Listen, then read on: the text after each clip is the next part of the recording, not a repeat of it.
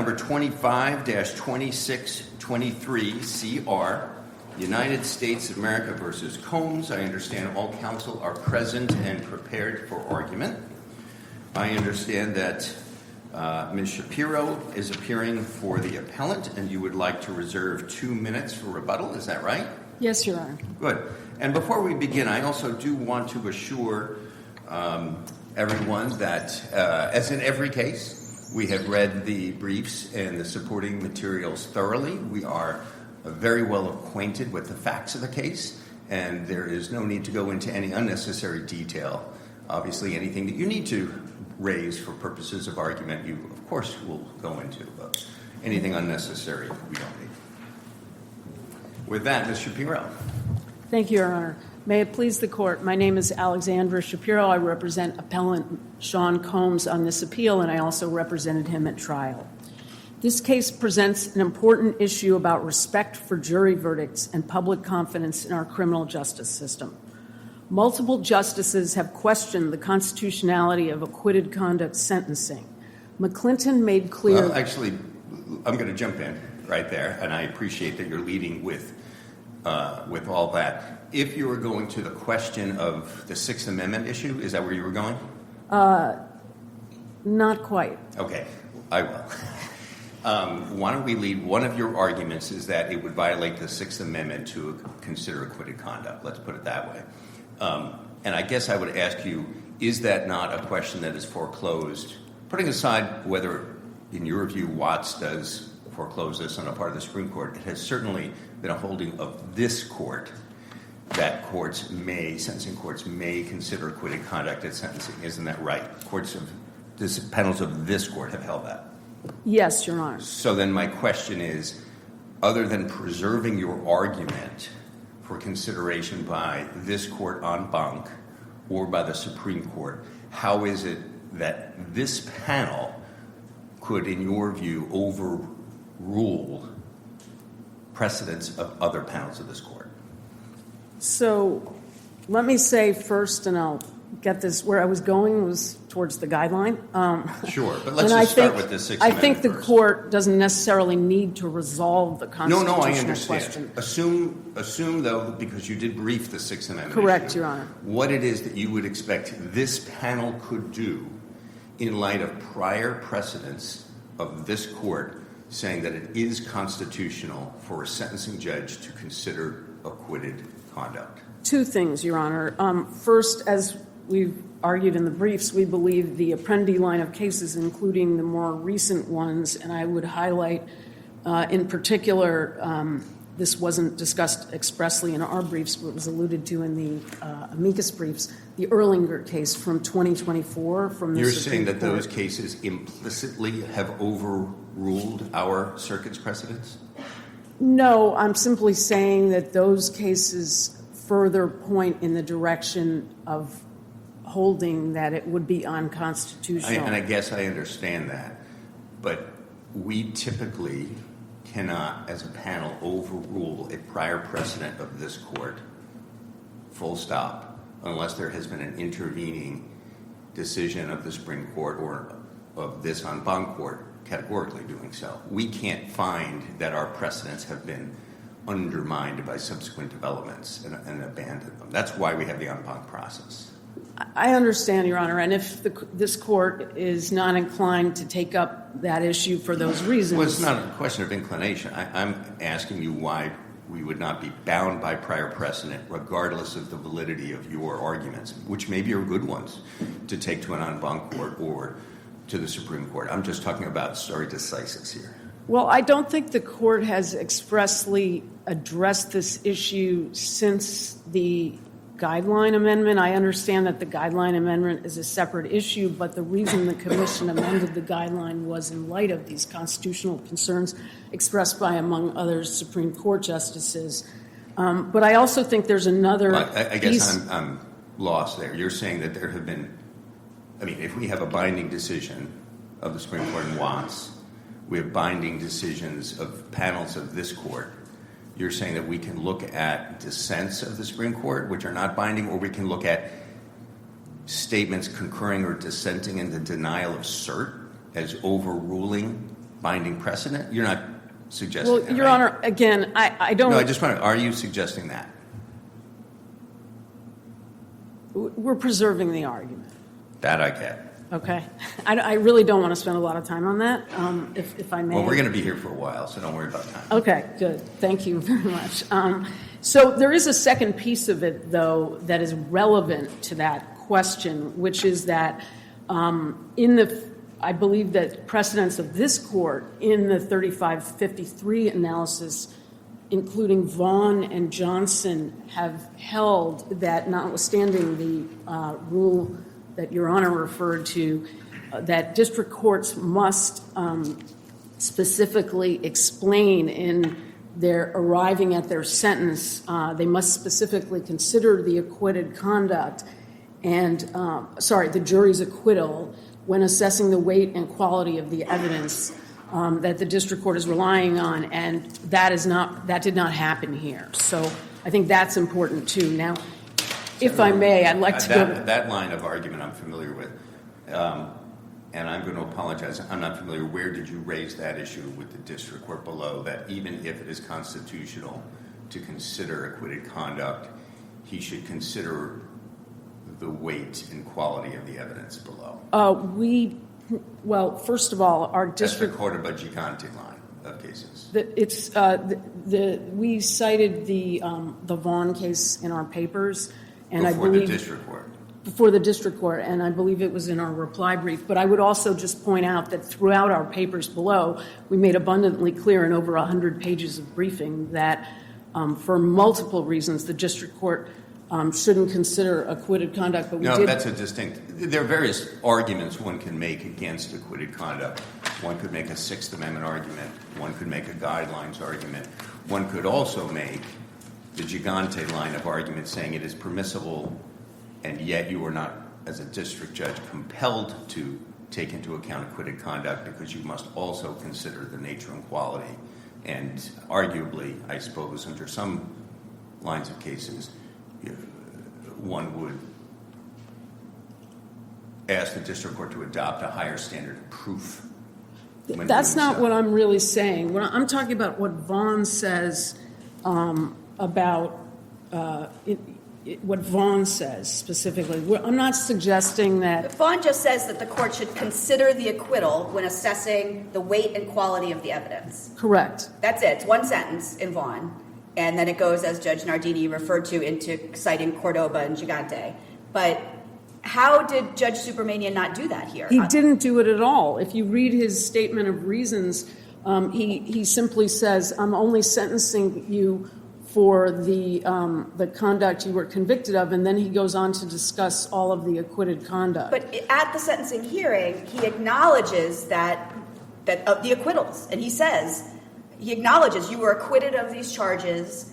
Are you arguing that under Vaughn there needs to be a detailed explication as to each fact, how the acquittal on the other charges goes to the, quote, weight and quality of that evidence as to each piece of conduct considered? Or is it enough for the district judge to acknowledge, I get it, you were acquitted on these charges? No, it's not enough.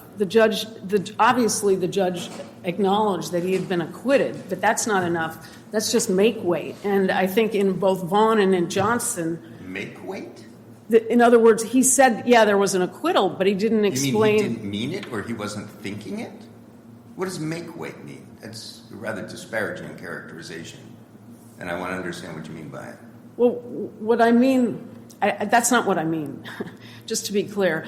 My point is simply that what Vaughn requires and Johnson requires is not just an acknowledgement that there has been acquittal, but some sort of discussion of why the judge, notwithstanding the acquittal, finds that the weight and the quality of the evidence supports enhancing the sentence. If I may, I'd like to go on. McClinton made clear the Supreme Court would take up the issue of the constitutionality of acquitted conduct sentencing if the commission didn't act, and the commission did act and amended the guideline to ensure that not guilty really means not guilty. And this case is exactly what the guideline was written to address. Mr. Combs was acquitted on sex trafficking and conspiracy, but convicted on prostitution charges that didn't require proof of coercion or conspirators. Well, we're going to get to coercion and all that. But let me pause on a couple of these guideline questions and ask you why we would even need at least some of them to get into this debate about the scope of acquitted conduct. Let's start with the leadership enhancement. My understanding is that under the leadership enhancement, as the guidelines provide, it can be imposed if there are at least 5 criminally responsible participants. Is that correct? Correct. So you have Mr. Combs, who was convicted, correct?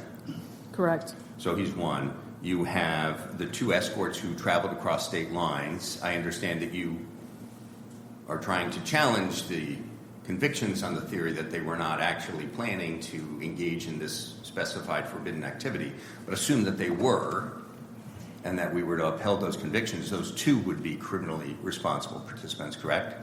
Well, the district judge relied on Christina Coram and Mr. Combs's employees and certain employees. Yeah, but if there were 5, we have enough. Didn't he also rely on the 2 escorts?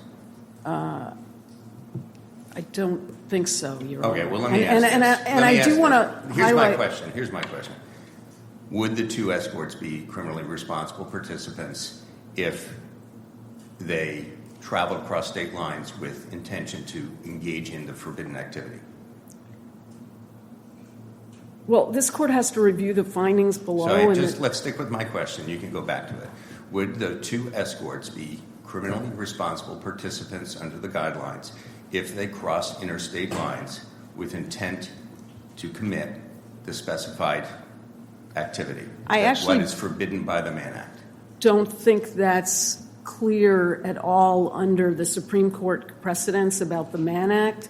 The people transported are often not viewed as co-conspirators. There's an old case, I'm forgetting the name of it. No, the question isn't co-conspirators, whether they're criminally responsible. Well, it's this, I mean, it's not the same. The Supreme Court cases, and I apologize that I can't remember the name of it, would only consider someone to be criminally responsible if they were involved in arranging the transport or something like that, but not necessarily the person who traveled. Right, I recall those cases. So okay. I think that would be your argument as to whether 2 escorts are out, or an argument whether 2 escorts are out. And what about the 2 named victims in this case, who pretty sure the district court cited evidence that they had participated in the arrangement of transportation? The government never took the position that they were co-conspirators. I'm not talking about co-conspirators. I'm talking about whether they're criminally responsible under the guidelines. Well, it's the same, for all practical purposes, the same thing. Really? Yes. Yes, I think it is, clearly. If I cause someone to commit a crime, the person who commits the crime is guilty as principal, and the person who caused the person to commit the crime is guilty as principal. But that is a conceptually different concept from conspiracy, correct? Yes. Section 2 conspiracy, Section 2, 18 U.S.C. Section 2 is not the same as Section 371. Right. If I may, Your Honor, the district court didn't rely on those others. This court has to review the district court's specific findings. The conspiracy that Mr. Combs was acquitted of clearly required the jury to find that he acted with other people. The government argued that he led the conspiracy to the jury, and the jury was also told that if they found any 2 racketeering acts, even of the same type, and that he participated with someone else, that was sufficient, and yet the jury acquitted. So, but that would be sufficient to find RICO? If you find that 2 people... It wasn't a RICO charge. It was a RICO conspiracy charge. But it's not. You're not guilty of RICO conspiracy if 2 people agree to commit a predicate. That's not what I said. Right. That's not what I said. And that's not what the district court instructed the jury. No, right? the instructions, the only disputed elements were whether there was an agreement with at least one other co-conspirator, whether Mr. Combs knowingly joined the agreement. Agreement to blank. Agreement to what? Agreement to participate in the conduct of a racketeering enterprise. Right, so one could agree to participate in a predicate act without agreeing to participate in the affairs of a racketeering enterprise. But right? the jury also necessarily, on the facts of this case and the way it was argued to the jury, there's no way that the jury wouldn't have concluded that there was a racketeering enterprise if they concluded that Mr. Combs committed these crimes. Now you seem to be with going others. into Sixth Amendment collateral estoppel areas, though, right? No, I think what the court has to look at is what the jury necessarily determined in determining what the acquitted conduct That's a collateral estoppel argument under Cole. I mean, there is this thing that we say acquittals don't constitute factual findings of anything, right? They are determinations that somewhere within the elements of an offense, the jury found something not proven beyond a reasonable doubt, but they didn't make an affirmative finding that anything else. No. Now, we do find sometimes in Cole, for example, that for collateral estoppel purposes under double jeopardy, the jury must have concluded something or another. And that seems like where you're going here. Well, Your Honor, the commission wrote this guideline for a reason, right? And it requires courts to figure out what the acquitted conduct is. And the simplest and clearest way to do that is to look at what elements the government was required to prove for the counts of acquittal and the counts of conviction. And so if the jury, in this case, what we have, let's take the sex trafficking counts. The only disputed issue was whether there was coercion or threats or fraud. And that was one element. The government's case focused on that issue, its arguments focused on that issue, its evidence focused on that issue, and the jury clearly rejected that argument. So we know counsel, that doesn't the coercion as to the two pieces of evidence that the government relied upon for at sentencing, right, which is the threat to one threat to Ventura, one threat to Jane. I think one was to release the tape. The other was we're going to I'm not going to pay your rent. Doesn't that establish the intent of the Mann Act? That is, the intent to violate the Mann Act. That's what the district judge used this evidence for. He says that it overlaps to this extent. That is, the RICO conspiracy overlaps with the Mann Act, and insofar as we're talking about intent here. And why don't those two pieces of evidence support his factual finding and that there's intent for purposes of the Mann Act?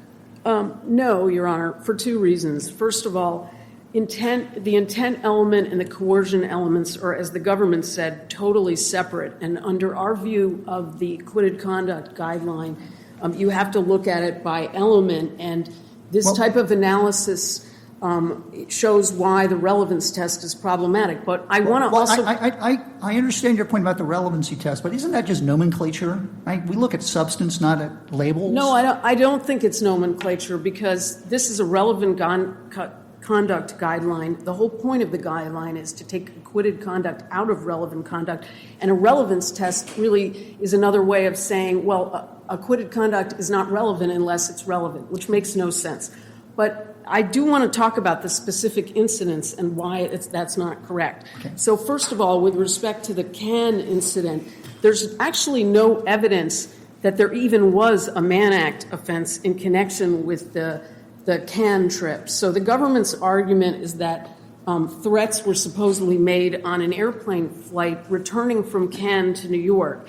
Under Broxmire, United States against Broxmire, 616 F3rd 120 at 127, a 2010 case from this court, the court held that for purposes of the Mann Act, the intent to engage in prostitution, which has to be a dominant purpose of the travel, has to coincide in time. And there's no evidence that even on the airplane they were planning a so-called freak-off, and moreover, there was no evidence in the record that there was a freak-off other than Ms. Ventura's testimony. The government relied... Pause.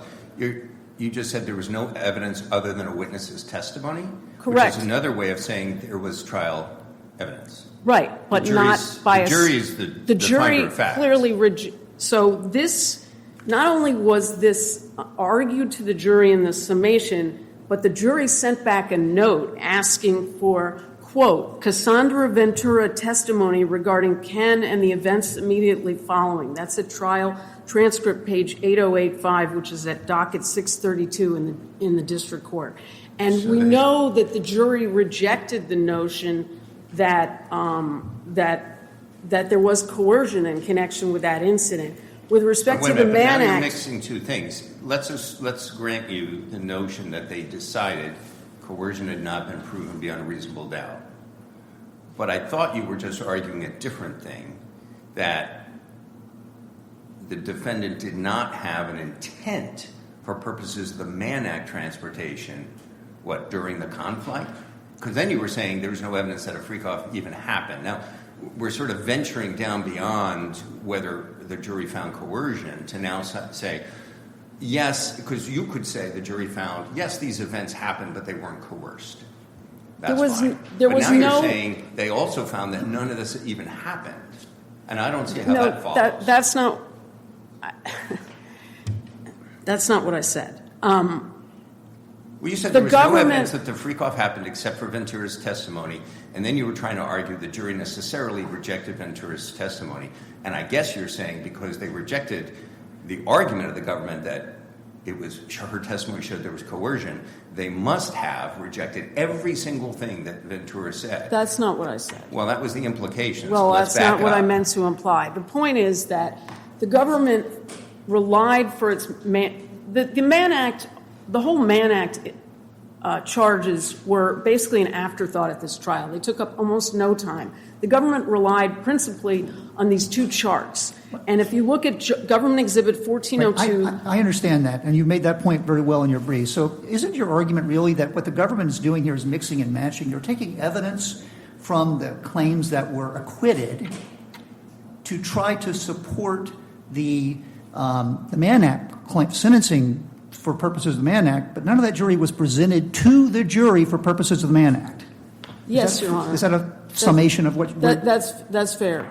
And I think our view of the sentencing guideline as we've briefed is that the way it should be interpreted, and I think this is very simple and straightforward, is that acquitted conduct can only be used when it is also convicted conduct. And if I may, I can point to some hypothetical examples. Before we do that, let me just focus on the Mann Act for 1 second, and I hope it will inform this discussion. So the Mann Act is indicted to say that the transport was of either, as to count 3, Ventura, or the escorts, and as to count 5, Jane Doe or the escorts. But at trial, the government's theory was that count 3 is violated and count 5 is violated by transportation of escorts to engage with Ventura and Doe, right? So it's not Ventura and Doe that are transported for those convictions, isn't that right? Or because that's what the government's closing argument is talking about, transporting. It's mostly the escorts. Yes. Well, mostly. So is it do you believe that either the transportation of Ventura or Doe or the transport of the escorts could be the basis of the jury's conviction on 3 and 5? I think it was that if you look at the charts, the focus is on the escorts for sure. Well, I was looking at the closing arguments. Yeah. The government's closing I think argument. that's right. So if the theory advanced at trial is that the escorts are the ones being transported, but we're referring to count 3 as the Ventura count and count 5 as the Jane Doe count because that's the person who was involved when the escort arrived, then how do we now, in light of that, how would we consider things like the con trip? Well, then I would say then it doesn't count. But I think what I was getting at, and I don't think I was very clear, so if I may, I'd like to explain it a little better. The con trip, they were in con, and then they flew back to the United States. They were flying home. So the purpose of the trip, even if a freak-off did happen, wasn't to engage in prostitution. It was to come home. And under Miller and Broxmire and the jury instructions in this case, the dominant purpose of the trip has to be to engage in prostitution. So can I ask you, though, I hadn't understood the government's argument to be that the purpose of flying home from con was to engage in the activity. I thought it was the fact that he went, according to the one witness, on the plane, sat next to her, showed her the video, and then immediately turned around and arranged for the escort to travel to the hotel where then the activity happened, was evidence that this is what, that the thing that happened at the hotel is in fact what he intended to happen, as opposed to his argument that, no, I wanted people to travel so that I could have a, an attractive scene, but if there was actual, sexual activity that followed, that was just something that happened. But by showing a video of people engaged in such activity in close proximity to the event that actually transpired with the activity, it showed that his purpose in making this whole arrangement was to have the activity occur, and that manifested his intent. But that's not sufficient to establish a Mann Act violation. The purpose of the travel has to be... Well, it's not sufficient, but it certainly contributes to it, because you have to have intent, right? So I could arrange for the intent of anyone to cross state lines, and then various activities could happen. But it's not a Mann Act violation unless I transport them with the intent that those events transpire, right? Right, that's my point. So that's what I'm saying is, why does this not go to prove his intent, which is an element of a Mann Act violation, that the reason he had the people, the escorts, travel across state lines was so the activity I think that gets back to the point I was making earlier, that under our view of the acquitted conduct guideline, that is just too far afield, and it's basically like a relevance test. You're saying it tends to prove that. So what evidence, are you saying that some evidence of his intent does count as an offense conduct and some does not? Well, first of all, if you actually look at her testimony, I don't think she testifies to what Your Honor just articulated, and in fact, the testimony establishes that they got to New York and then they had dinner and then he suggested a freak off after that. Well, right. This is a question for the jury to infer about whether the temporal proximity between him showing a video to her on the plane and then immediately getting back to New York and suggesting it and having it play out is why he wanted the escort to be traveling. But there's no basis from which to conclude that the jury even found that this particular incident constituted a Mann Act. Was this incident cited in connection with the Mann Act charge? Did the government ever point to this and say this is a Mann Act violation? No. The Mann Act, the government's discussion of the Mann Act in its closing argument was focused on this charge. So let me, we have to write an opinion here, and let's just step out of the weeds, and we have to enunciate a principle, right? And the guidelines, the discussion of the guidelines talks about line drawing exercises that courts have to engage in to determine where there's overlap, where acquitted and convicted conduct overlap. Can you articulate a principle that for us to apply, if you were writing the opinion, what principle would you enunciate that is, readily administrable by courts to engage in this line drawing exercise? Can you give me a bright line test of some sort? Yeah, let me try. If I may, I'll try to illustrate it with some hypotheticals. So I think the test should be, and what the commission intended the test to be, that courts cannot use acquitted conduct for guidelines purposes unless the defendant was also convicted of that conduct. And in order to determine what that means, you would look at whether the same element that has to be proven in connection with acquitted conduct, it has to be proven in connection with element or elements convicted conduct. So, for example, let's suppose you have a case in which a defendant is charged with drug conspiracy to distribute narcotics, as well as several substantive counts of distribution. And the defendant is convicted of the conspiracy and, with respect to the substantive counts, is acquitted of some and convicted on others.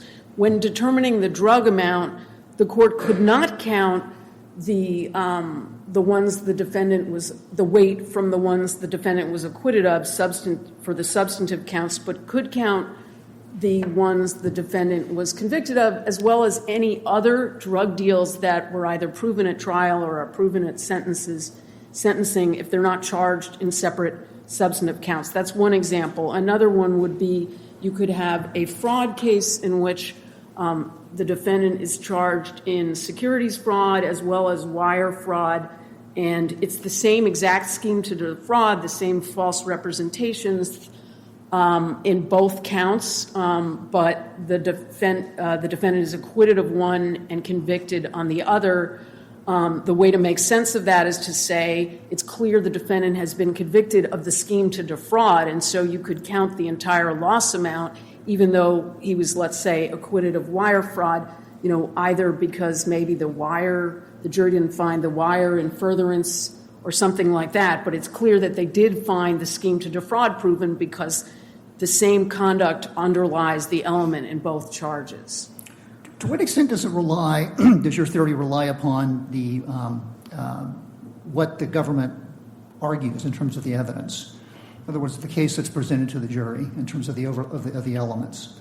Is that dependent upon that, or does that matter? Is that irrelevant? I think it depends on the case. I think you have to look at the indictment and what's the charge and what's the government's theory of the case. So maybe the theory it's of the case sufficient. as presented to the jury, right? It's not their theory of the case in the abstract, what may be in the indictment, but it's what is actually. I mean, they have a case to prove, right? So wouldn't it be the evidence and the arguments that the government makes to the jury? It's definitely very important, and I think that's why that's why we think that the test that's used for collateral estoppel is was any of the evidence here. and the arguments the government made here in connection with the RICO and the sex trafficking offenses, was any of that evidence presented to the jury for purposes of persuading them to convict on the Mann Act?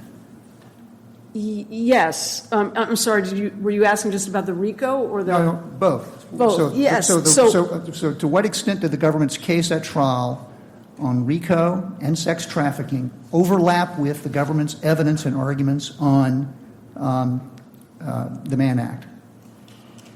So, as the government said, itself said it was totally separate, but with from the sex trafficking counts, the overlap. Well, let me just back up. I'm not should sure. a district judge hold the government to that for sentencing purposes? I mean, should the district court say, well, you put on all this evidence that the jury rejected, right? And now you want me to look at this evidence to support a conviction under this other, to support a penalty under this other offense that you were convicted of. You didn't present any of that evidence to the jury. I think you have to just start with what are the elements that the government had to prove. Yes. And so if they didn't have to prove for the Mann Act, if they didn't have to prove coercion, they didn't have to prove a co-conspirator, then we know that there is no convicted conduct that includes coercion or co-conspirators.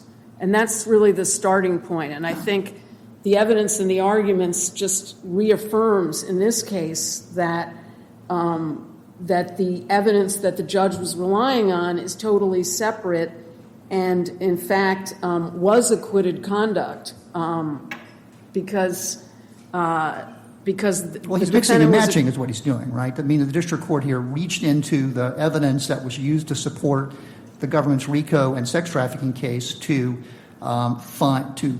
purposes of establishing the penalty under the Mann Act. Correct, and he found coercion when the jury had not found coercion, including as to those two specific instances, because the government made those arguments and expressly told the jury, which correctly under the jury instructions, that if they found coercion, each of those instances would have been sufficient to convict on the substantive sex trafficking. Were there counts. limiting instructions given or requested during trial that certain evidence would only be admissible with respect to certain of the charged offenses? No, and that wouldn't really have worked here because there was a RICO charge, and as I'm sure Your Honor knows, under RICO, basically everything would have come in as to RICO, but the idea that it's admissible as to RICO but not admissible, say, as to the Mann Act. But that would not have been legally permissible in this case because the Mann Act was also predicate acts to the RICO. I mean, that just wouldn't have been a valid instruction. Well, I guess where I'm going with this is, does that mean that all the evidence that was admitted would have been legally admissible to prove any of the particular offenses. So, going towards Judge Baker's hypothetical, is there a scenario here where the judge was pulling evidence that was not, I don't know what you would say, admitted for purposes of proving the Mann Act, and then it's impermissible, say, for the judge to look at it with respect to the Mann Act when he's in the sentencing period? And I guess what I'm asking is that in fact the case here, or was all of the evidence admitted for unlimited purposes such that there is no, as long as it would be relevant and probative to prove up another count, then it would have been permissible for the judge to consider it with respect to that count? Well, I think the reason it's not permissible for him to consider it is because it's acquitted conduct. And the judge, well, right, but I guess the judge made let's clear give you that he let's accepted. Accept that. Let's accept that premise for the purposes of my question, that yes, it would underlie some of the acquitted counts. I think then the question becomes, is it overlapping, right? So would it be permissible nonetheless to consider it with respect to the convicted counts? No. And right, and I understand your answer is no, and I'm trying to get at why. So is it because it wouldn't have been admissible to prove the Mann Act count? In other words, does your argument depend on that at all? Or I think what I hear you arguing is if there is an element of the acquitted charges that does not match an element of the convicted charges, what is embodied in the element of the acquitted conduct, which here is coercion, fraud, is now completely off the table for sentencing. Is that your argument? So that is our principal argument. Okay. There's a secondary argument, and I hesitate to even raise it, but it's, we've made it, that even if you actually adopt the relevance test that the district court imposed, that these things wouldn't have been relevant. But I don't think the court should the relevancy go test, there. I find your argument confusing on that because I think Well, it's not a real court argument. I mean, that's just a frankly, fallback. I think your brief mischaracterizes, sort of caricatures the district court's use of the word relevancy. I don't think he's saying relevant in the sense of relevant conduct under the guidelines. I think he's taking relate to in context of having probative value with respect to one of the elements of the convicted offense, which is another way of saying it would have been admissible evidence to prove an element of the charged offense. I think that's right, and our point in the briefing below on that, especially, and I think we make this point in the opening brief as well, is that test is far too broad, and but it's not basically a Rule with 401. Because I think in your brief you say that blows up the acquitted guideline because it would basically. It's just a circular definition with relevant conduct, and I think that's not what the judge was saying. It would be a smaller subsection of things, much smaller subsection of things than anything involving relevant conduct. I don't agree, Your Honor, and I think that it's a distinction without a difference because the concept of relevance, as the district court was using it, and as Your Honor seems to be using it, is the same as Rule 401, which is incredibly broad, and as this court has repeatedly held, it's a very low bar, and it basically sweeps in many things. And no, take this. Defendant is convicted of one bank robbery. At sentencing, the judge considers 10 other bank robberies that were committed on completely different days using, and let's posit, completely different modus operandi. But it's relevant conduct. And so the judge considers all 11 bank robberies when calculating the guidelines. I don't think that one would then say that had there been a trial on bank robbery 1, all of the other 10 bank robberies would have come in as relevant evidence because under my hypothetical, where there was no common MO, they would not be admissible under 404B. So I don't think if you draw a Venn diagram, you're going to find perfectly coinciding circles for relevant conduct under 1B1.3 and relevance under the rules of evidence to prove up an offense. Well, even if that's the case, on what we're dealing with here, this evidence of coercion would not have come in to prove the Mann Act. Clearly, it would have violated 404, 403. There are numerous reasons that I think it's pretty indisputable that if all Mr. Combs had been charged on and all he'd been tried on was Mann Act, that we wouldn't have, But all what of about this the other idea that evidence if coming he in. had let's say he was only charged with the Mann Act, and his defense was along the lines of one of the things the defense raised at trial, which is he never intended for the specified activity to happen after these folks crossed state lines, that it just kind of happened. And one of the ways the government tried to disprove that, or tried to prove his intent, was saying, no, he used to talk about this all the time, what he wanted to happen. In fact, there was one time on a plane that within 24 hours before the event happened, he actually showed a woman videos of prior episodes where the activity had happened. And sure enough, within 24 hours, that's what he arranges to happen. Again, that's proof that this is exactly what he intended to happen, and it's not mere coincidence. Why would that not be admissible? That's not what the defense to the Mann Act was. Most of the case was focused on the coercion and the RICO, and to the extent... I thought that was part of the defense, no? No, it wasn't, Your Honor. The only arguments that were made specifically about the Mann Act by the defense was the argument that, based on the testimony of the and the evidence in the case, was that the escorts were paid for their time. Well, right, that's the same argument. They were paid for their time, and everything that happened afterwards was just not something that he was arranging. He was not transporting them for the purpose of what happened afterwards. It was just their time. But I guess I'm getting a little lost. I apologize. But I think the point here is that the principal point here is, getting back to Your Honor's earlier questions and my dialogue with Judge Baker, is that you have to look at the elements. That's our position.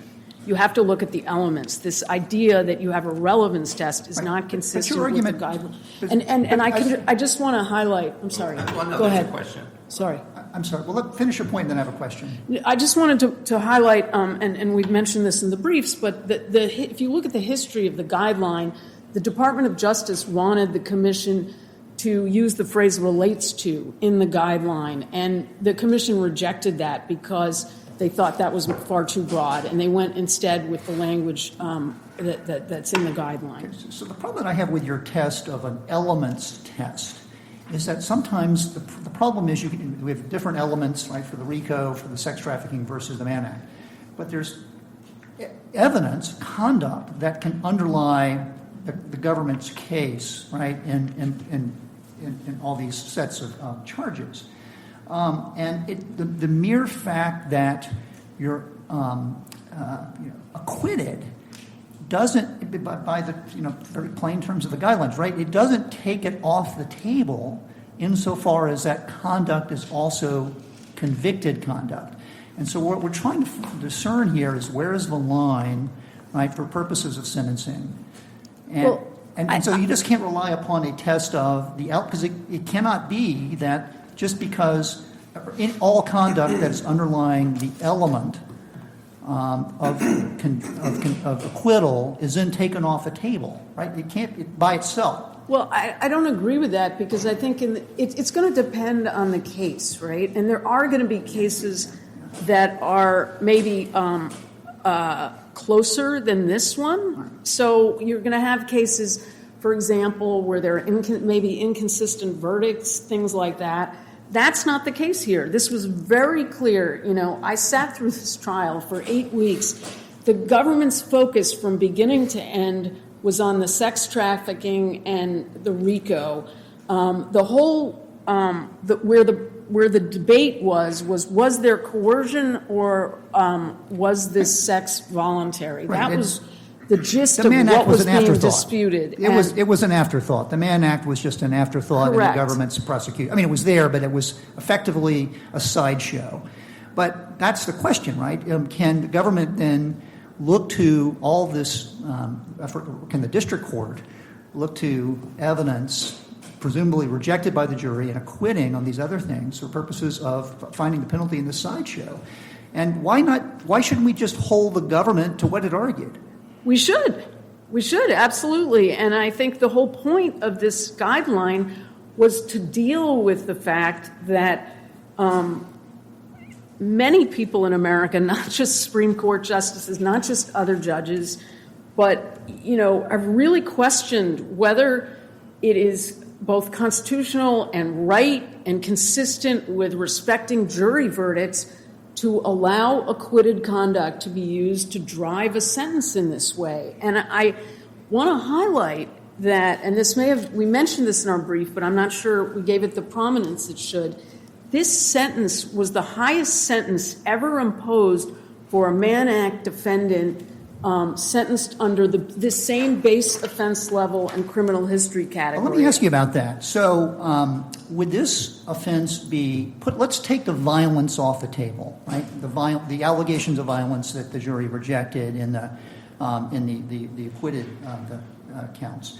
What about would this verdict, would this sentence be substantively reasonable in your view, given that we also have factual findings of psychological abuse, emotional abuse, and applying these two women with drugs? One of them became an opioid addict as a result of it. Presumably that's still on the table if we take away the violence. I think that it would be substantively unreasonable under the correctly calculated guideline range because it would be multiples. It would require a variance upward based on the acquitted conduct, that's not. But the guideline range is just. It's not a per se rule. It's a guideline, and it's a starting point. But then you look at the facts of the case, and we have two statutes that tell us you look at all these factors, and we have one statute that says there's no limitation. And am I correct in understanding that we have this factual finding that we have two women who were plied with drugs to participate in this, and one of them became an opioid addict. And so doesn't that support the reasonableness of this, putting aside the violence? Well, a couple of points. First of all, you're correct that that's what the district court found. The evidence in the trial is much more complicated than that. But you don't challenge on appeal those factual findings. You're not challenging that factual findings. You're making legal arguments. But this court has to review the sentence based on the guidelines calculation taken as a starting point. And this is actually where I was going. I don't even think I got to this.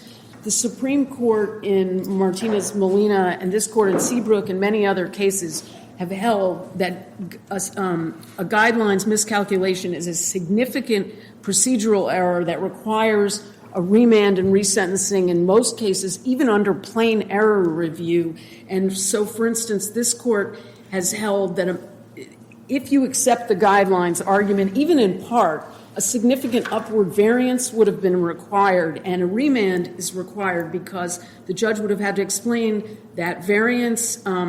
And indeed, this court has held that even where the sentence is within the range of the correct guideline range, a remand is necessary. But sometimes, sorry, what do we do with the fact that the district judge here, after each guidelines finding, made the statement that he would have imposed the same sentence with or without this increase? It seems to me that if we accept the judge's representation that guidelines decision, it was not what drove his ultimate sentence, that then moves us into the question of whether he could have used the acquitted conduct for the 3553A calculation. But how do we get over that sort of potential harmless error hump that he did make that statement after each increase was imposed? So this court has repeatedly held that a major variant that the district court cannot insulate itself from appellate review by saying that he would give the same sentence. The Seabrook is one example. We've cited others in our brief, and the Supreme Court in the Molina-Martinez case, and this court in other cases have pointed out, for example, that this isn't like a new trial and a resentencing. Yeah, but sometimes we have affirmed. I mean, I understand you can point to some cases where we say, you know what, we're not sure the guideline error really was harmless. We don't know. The judge said it wasn't, but we don't have a high level of confidence. The judge was very emphatic here, and careful. So It doesn't sound very boilerplate. It But doesn't it's sound like also- anything the district judge did here. It's was also boilerplate. clear that the acquitted conduct drove the sentencing. And then we would get into the Sixth Amendment issue, right? No. I'm talking about the guidelines calculation as the starting point. And the other thing that is really important here is that the district court's guidelines calculation exactly mirrored the PSR, and it seemed clear that the district court was really planning to follow the PSR. And indeed, when he imposed the sentence, he initially said he was following the recommendation. Wait. Are you implying that the district court wasn't thinking for himself? And that No, he was, not at all. Then My what does point, this argument about tracking the PSR have to do with anything? it has to do with the fact that the guidelines range was very important in the ultimate sentence. And you're saying that the district court must have placed the same weight on the guidelines that the PSR did? No, that's not. I'm just What saying. is the implication? I'm trying to understand what your implication is. Because it sounds like you're going to a place where the district court was not thinking for itself or was somehow implicitly adopting parts of the PSR that it didn't or something. No, Your Honor, that's not what I'm saying. What are My you saying? point is simply that this court has repeatedly held that significant procedural errors require remand. I mean, two of the cases, That I Bennett understand. and No, I want to go back. What were you talking about with the PSR? what Because I I'm don't saying, understand that point. Okay, what I'm saying is that you don't know what the district judge would have done if he had understood the guideline range to be either 21 to 27, which it would be if you accept all of our guidelines argument, or 30 to 37 if you get rid of the grouping, just for example. Even though he told us what he would do. I Because- understand the argument. I would understand. I don't think you made it quite this way, but maybe this is what you meant to say, that if we agree with you that all of his guideline enhancements were wrong, he never said, and even if all of my guideline calculations are wrong, I would do the same thing, as opposed to any individual thing. So if we found one guideline error, though, he said to us he would have done the same thing, and you're saying that we don't take that at face value? That's correct, Your Honor, under the precedents. And Well, some of them we do. I mean, there are some cases where we have reversed and remanded, and there are others where we said, well, the judge told us he would do the same. But So it's we don't harmless. have a case where there would be a significant upward variance like this. We don't have another case the government could possibly cite where the sentence was the highest sentence for any person in this criminal history category and base offense level, even including others who had a coercion enhancement. There's no case remotely like that the government could point to. And indeed, some of these cases involve things like in the Bennett case, and I forget the name of the other one. In a couple of the cases, the judge says the guideline range is X, which is a little bit above the statutory maximum, and then sentences well below the statutory maximum. And this court says it has to go back because the judge thought the guideline range was higher than the maximum. So, in that case, clearly there's been a significant departure from what it could have been, and the judge gives reasons, but the court sends it back. And that's what the court should do here. That's what's required by those cases. Okay. I understand your argument. I mean, I fully understand your arguments about the acquitted conduct for purpose of the coercion and leadership enhancements, right? Those were four points apiece. But when it comes to the victim, the characterization by the district court of Ventura and Jane and the escorts as victims, that's not really, as you framed it, it's not really an acquitted conduct argument. You're just arguing with or disputing the district court's characterization of these people as victims. So that doesn't really fall into the acquitted conduct bucket for purposes of deciding this case. I mean, I think there's two issues that we're raising there. I know the law professors agree with us on that because they don't join you on that. The law professors who filed, by the way, a very helpful brief. I'd like to thank them for that. But that very helpful brief did not. They stopped when they got past coercion and leadership.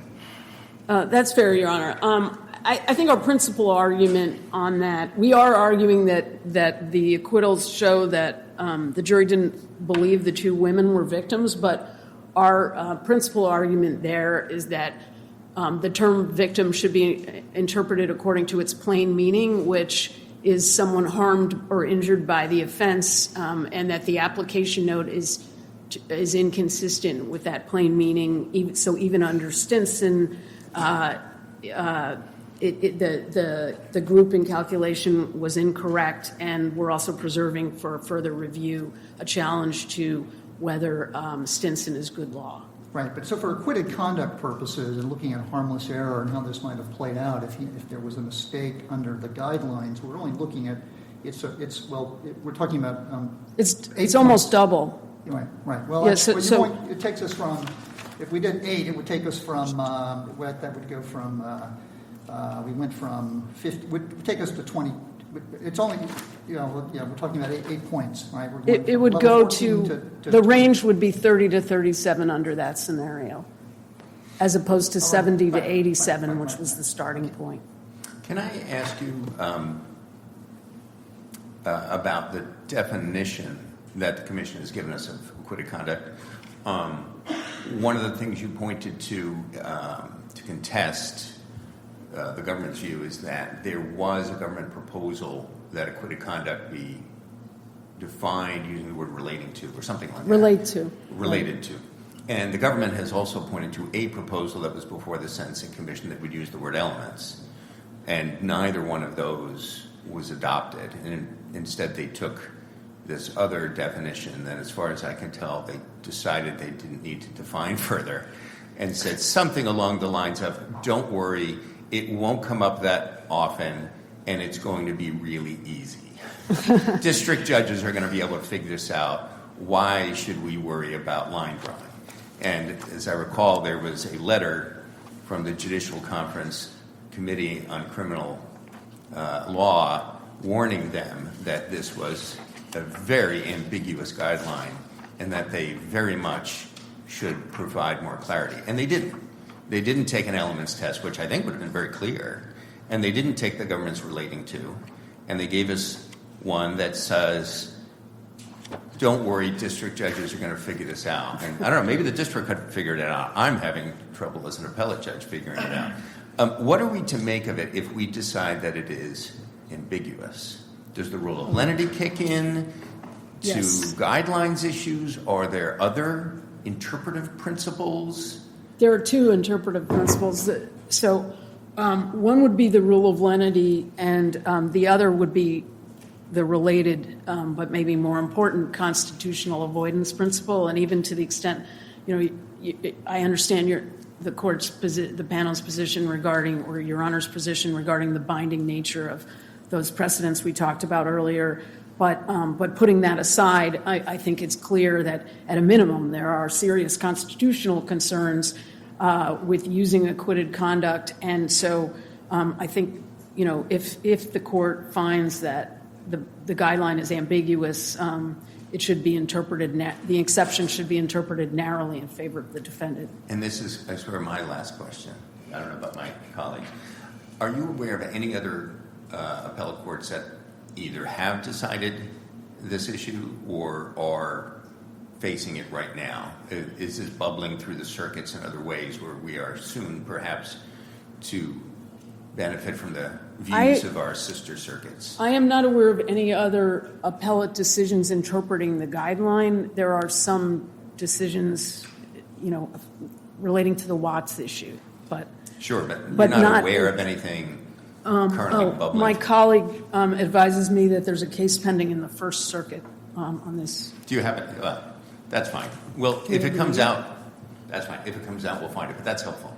Okay. Unless there are any further questions, we have kept you up considerably past the 10 minutes, so, but don't go away, because we're going to see you again in rebuttal. I'm sure I'll have more to say. I hope you have a bottle of water there. We will now hear from the government.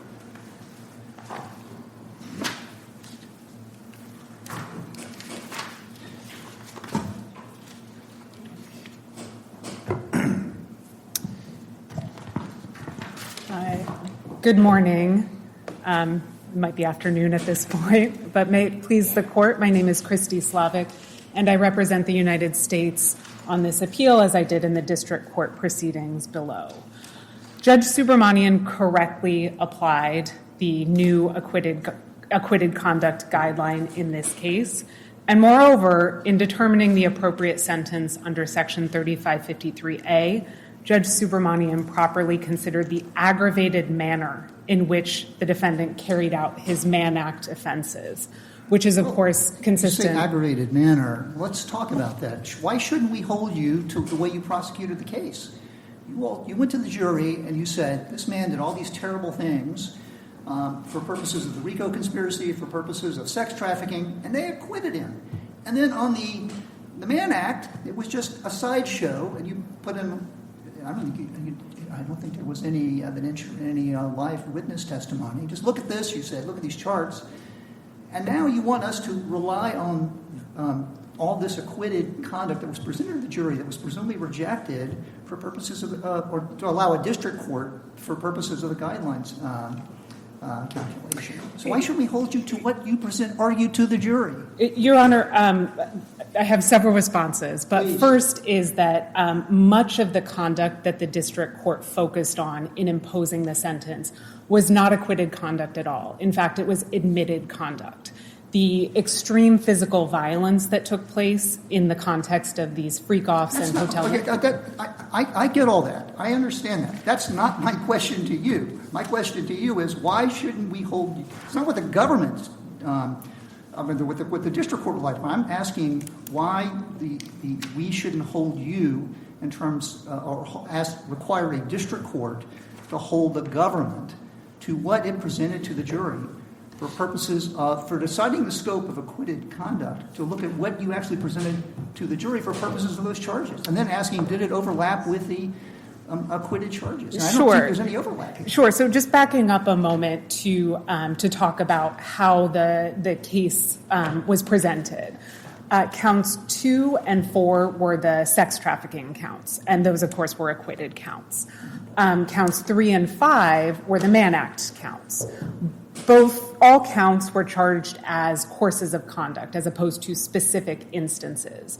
And for counts 2 and 4 that related to Cassie, that course of conduct related to the freak-offs that took place between 2009 and 2018, I believe. With respect to counts 4 and 5 that related to the hotel nights with Jane, that course of conduct was from 2021 through 2024. So the evidence of the hotel nights and the freak-offs related both to the sex trafficking and to the Mann Act charges. And that's how it was presented to the jury. It was never presented as this evidence relates to sex trafficking and this evidence relates to the Mann Act. There was never a dividing line. But when you get to summation, there is, right? So you say, let's start with count 3.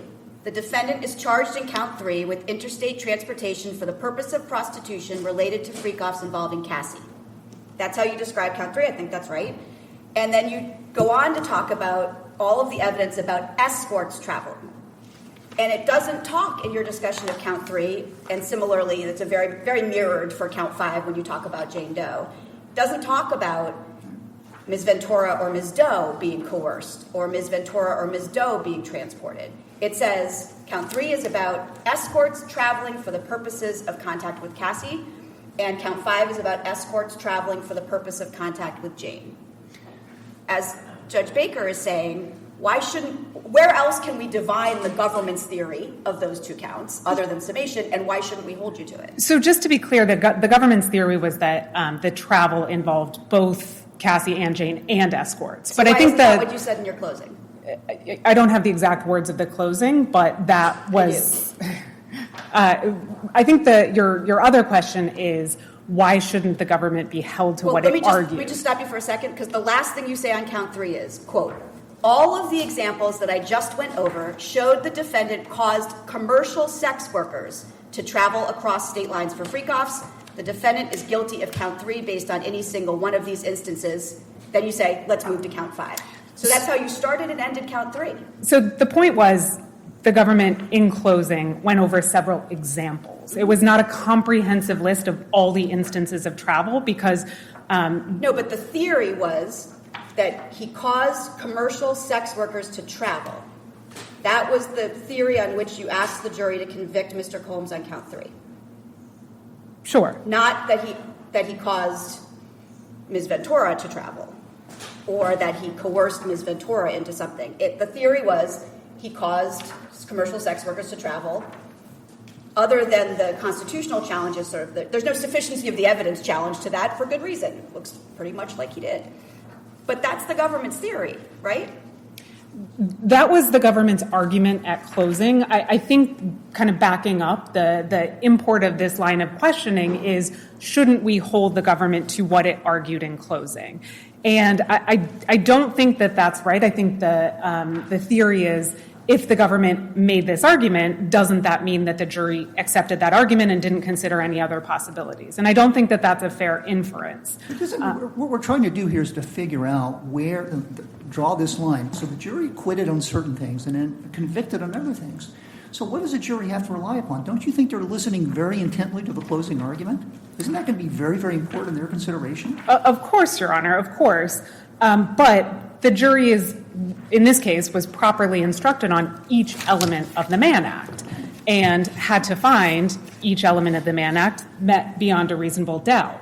And I think it's, as a logical matter, I think it's an impossible task to discern the minimum quantum of evidence that would be sufficient to sustain the government's burden. And I think that sort of inquiry also goes against this court's precedent, specifically the Martinez case that says a court only knows what the jury's verdicts were, not what the jury found. Well, right. No, and that, I don't think anybody's questioning that. But the problem for the government is that there's a new guideline that says, figure it out, that basically says there is such a thing as acquitted conduct. And as Judge Subramanian pointed out, I think quite accurately in sort of speaking with the greatest amount of precision possible, there is no such thing as acquitted conduct. Juries don't acquit people of conduct, they acquit them of charges. They find that certain elements were not proven beyond a reasonable doubt. They don't find that someone's innocent. But now the guidelines have been amended, so there is a thing called acquitted conduct. We've got to figure it out. So the question is, how do we measure that? So we're not looking at general principles like Martinez saying, did the jury find something? The only place that you're going to find, I think, in our case law where we say an acquittal necessarily implies something is in our collateral estoppel branch of double jeopardy jurisprudence. And I think, I guess one question I would have for you is, why would that not defeat the government's argument, at least with respect to coercion in this case, if, for example, the jury had hung on the sex trafficking count, right? If the jury had hung on, no, my hypothetical is spinning out of control. I guess what I'm wondering is if there were some hypothetical additional count that the jury had hung on here that required a finding of coercion with respect to one of the two victims, why you would not be collaterally estopped under the double jeopardy clause from retrying the defendant on that count. Let's say there was a conspiracy to commit sex trafficking. Well, let me just push back on. Let me just push back on this hypothetical that. A foundational issue that I have is that the defendant was not acquitted of coercion. He was acquitted of sex trafficking by force, fraud, and coercion. The jury was never asked, was there coercion? Right, but sorry. Well, under that theory, there is no such thing as acquitted conduct. So you're kind of fighting the very principle of the guideline. You're saying that because there were three alternate elements, I think, fraud, force, or coercion, that because there are three alternate elements, there is no acquitted conduct. But you have to accept the premise because the guidelines have been amended. There is such a thing as acquitted conduct. So why don't you let me frame it this way. Under your view, with respect to count two, what is the acquitted conduct? So the commission thought very long and hard about this issue, clearly, and they declined to set any bright line rules defining. Yeah, but now here we are. Exactly. So what's the government's view of what the acquitted conduct is underlying count two? So I think Judge Subramanian's test, which is... No. That's. I think Judge Subramanian's test is what's overlapping conduct. As a first step to Judge Subramanian's test, he described acquitted conduct as conduct that underlies the so you tell me what conduct underlies count two. What specific conduct? Well, I think a good example of conduct that could be considered acquitted conduct that the judge did not consider in applying the exception was the intercontinental video. That, of course, was evidence presented at trial that showed the defendant assaulting Cassandra Ventura during the course of... So that's acquitted conduct in your view? I think that that's a fair characterization. So that's a use of force, but the other conduct that illustrates use of coercion is not acquitted conduct. So the reason that that's acquitted conduct, in my view, is because that does not tend to prove the elements of the Mann Act. Well, No. that's the second question. No. There's two things here. You can have acquitted conduct and you can have offense conduct under the guidelines, and they can overlap. And that's why the guidelines say where they overlap, you can consider them. So the government sort of doesn't lose by saying something's acquitted conduct here, because then the district judge, if it's overlapping, can still consider it. Right. So let me ask it this way. There is evidence on the flight back from Cannes that Mr. Combs sits next to one of the victims and shows these videos of the events that have happened in the past, and the government's argument to the jury is that's coercive, right? That this was an implicit threat, right? Of his discussion of releasing these videos was implicitly, if you do not continue to engage in this conduct, I will release this publicly, and that will destroy your reputation, right? That's right. So it seems to me that that's clearly acquitted conduct. I thought the government's argument is that it is also offense conduct.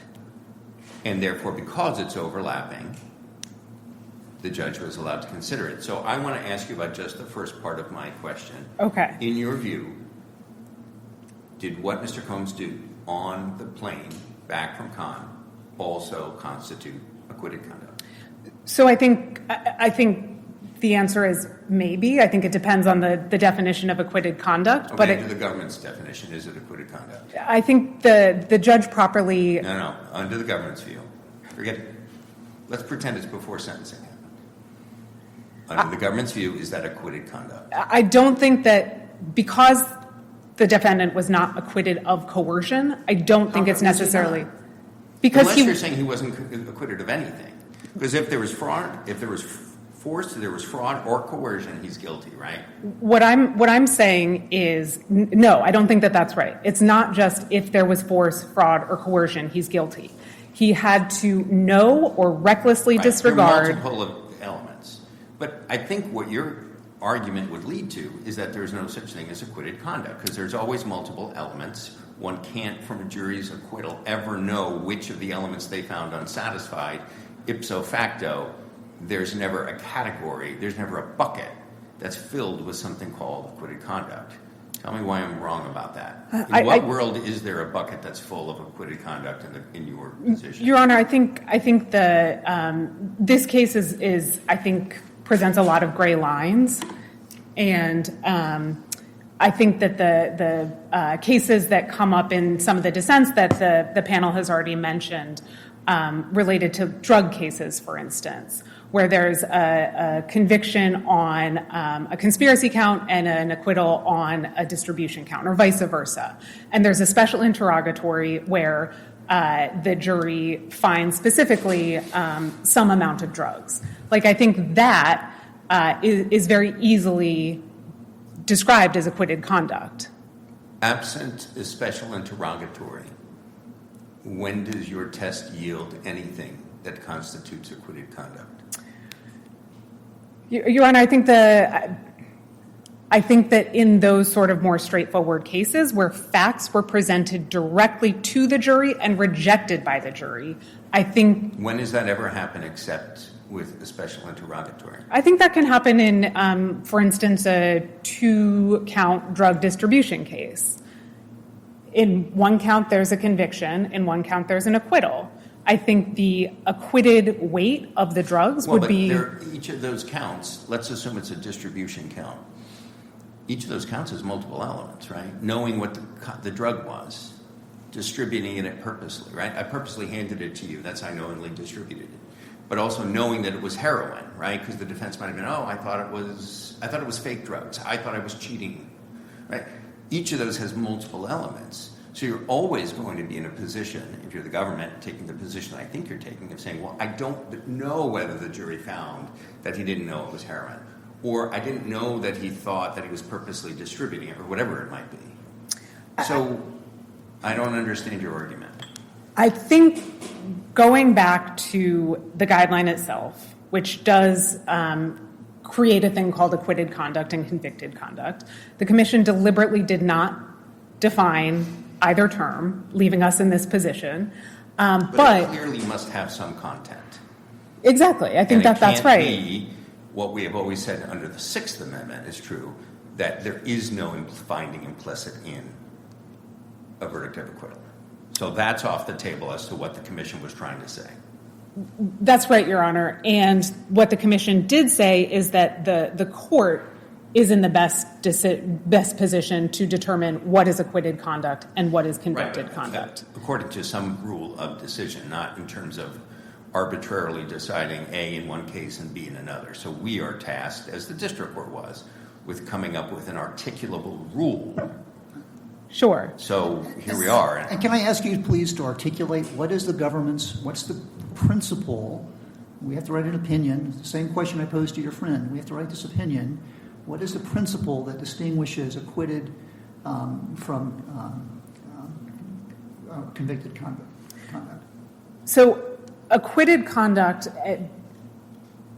one thing that I think is supported by the commentary is that conduct that underlies an acquitted charge can be considered acquitted conduct. That's like the first step. The second step, of course, is whether that conduct can nevertheless be considered as relevant conduct. But that's that first step, what is acquitted conduct? What Judge Subramanian did is said acquitted conduct is conduct that underlies an acquitted count, right? And under that definition, in this case, there was a lot of overlapping conduct. And so he had to determine what overlapping... So how do we know whether there's overlapping conduct?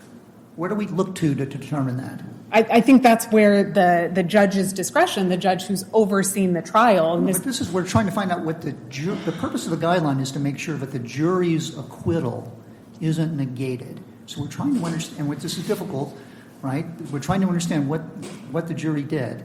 And we have a conviction and we have an acquittal, right? So we're trying to understand what the jury did. So I think that the appropriate test here is the test that Judge Subramanian articulated, which is to assess whether the conduct can still be considered as relevant conduct for the purposes of the guidelines. He looked to whether that conduct tended to establish an element of the convicted count. And in this case, those two narrow instances of... Let me ask you that. Why does the coercion tend to prove, say, with conflict? Why does the coercive nature, or the coercion, strictly speaking, tend to establish the Mann Act, as opposed to, let's take coercion out of the equation, the fact, you can still look at the underlying raw facts, Mr. Combs coming back in the plane, sitting next to Ms. Ventura, showing the videos and all that, evidence could still be considered, say, fairly to ascertain what Mr. Combs' intent would be for the events that would follow. And yet, it could not, say, under the defense's view, be considered for purposes of establishing coercion because coercion was an element of one of the acquitted offenses.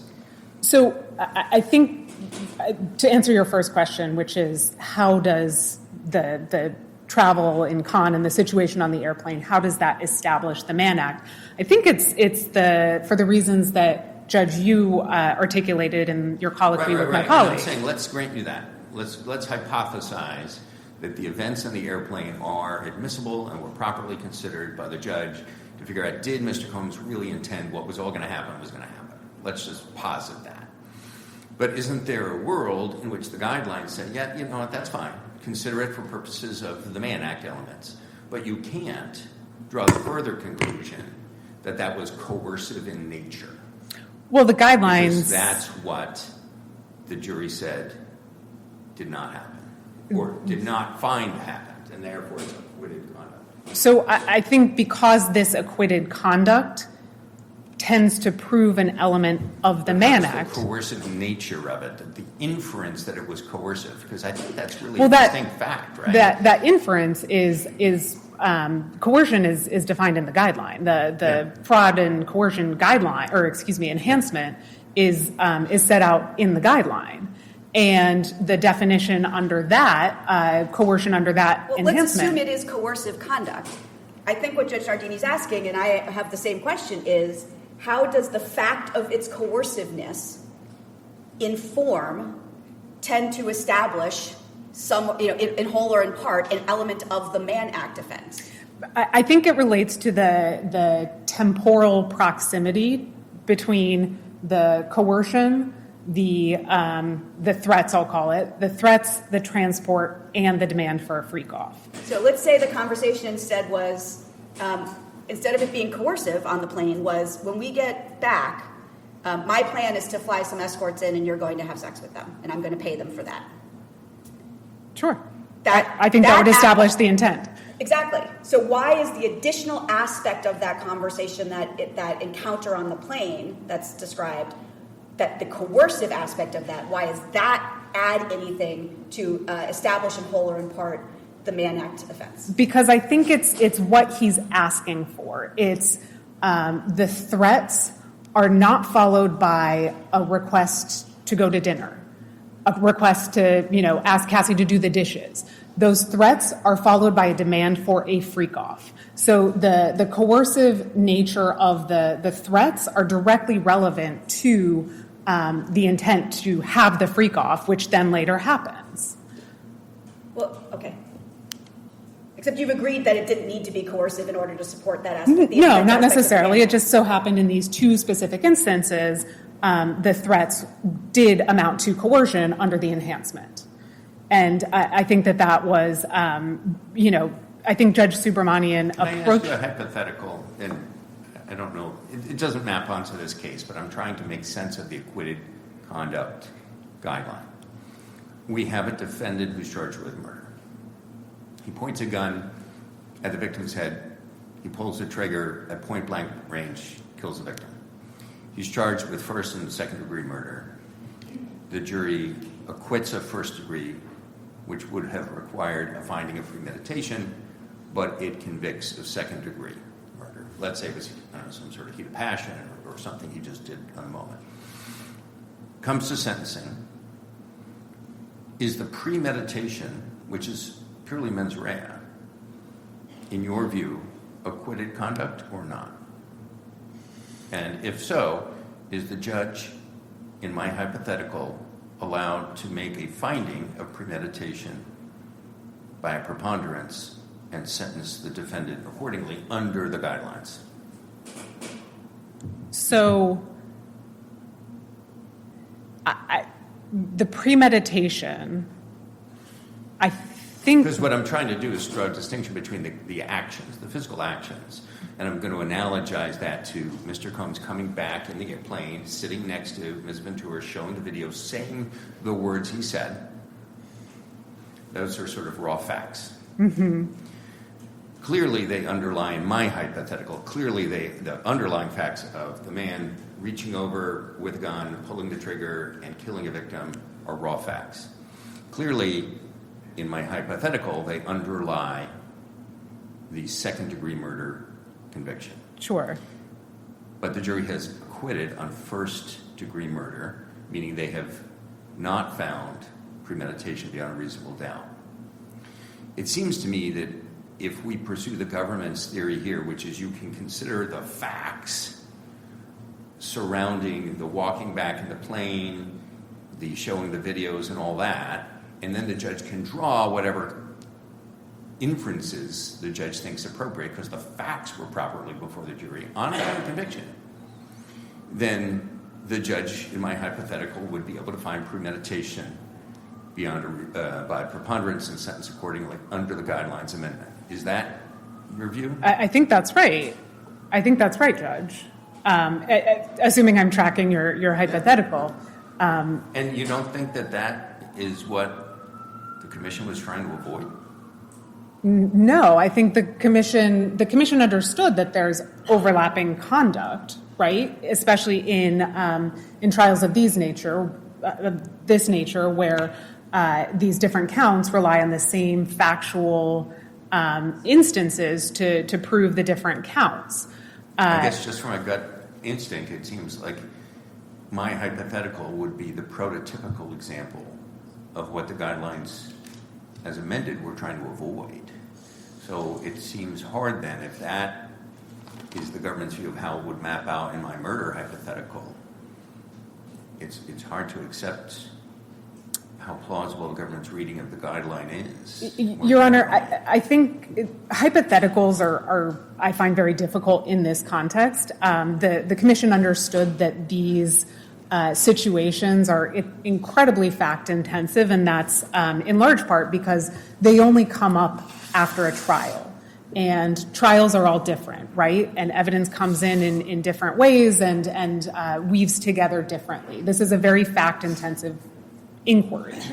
I think what Judge Subramanian did here is he looked at the entire record, all 8 weeks, and imagine that being like a pizza, right? He's thinking about the entire trial as a pizza, all the facts, all the evidence adduced during that 8 weeks. But in considering the guidelines, he's not considering that whole pizza pie. He's considering a slice. And what's in that slice, it's what tends to prove the Mann Act. And that's why when he looks at the two specific incidents of coercion, those incidents are specifically tied to transportation. They're tied to the Mann Act. And I guess that's where I'm suggesting that I don't know how to follow the pizza metaphor, so I won't try.